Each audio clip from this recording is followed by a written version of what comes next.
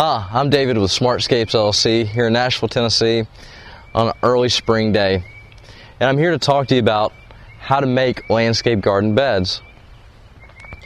First, you got to determine what area you want to landscape. Then you got to decide what kind of plants you're going to put in there. Then you got to calculate how much area they're going to take up. And it's best to figure on the mature size of the plant. If you figure on the size of plant that's in the container when you buy it and you stick it in there, within a few years it's going to grow out of its space. Now what you see in front of me here is where we put in knockout roses. And we wanted these knockout roses to come together and grow together to be one big lush area. So we figured out how much plant space we needed per pot and we planted them for it. Now we planted it for the mature size and they've been sheared back from the winter. So here in the next month or so they're going to continue to grow together and be lush and beautiful.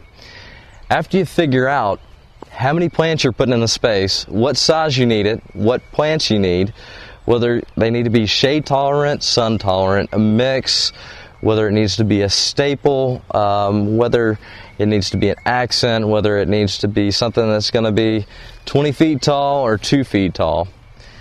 You got your space figured out. Then you want to go draw your space on the ground.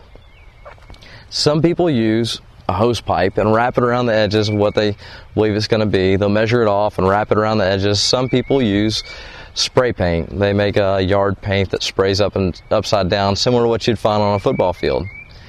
After you mark out the area, it's probably a good idea to go ahead and set your plants in there to make sure they're going to look the way you want them to look without having to add any more plants.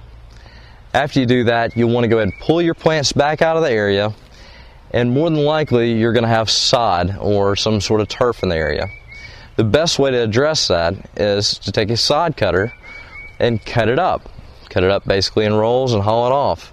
Another way to do it is to spray it with Roundup and kill it. That's not so green. And then you also have the method of using a tiller. But you go in, you use a tiller, you still have root systems there. By and large, sod cutter is the best way to do it.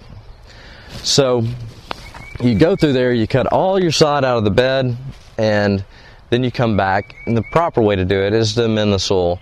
And usually you want to do some testing on your soil because most homeowners don't really know what kind of soil they got. And your local ag center can help you out with the soil testing.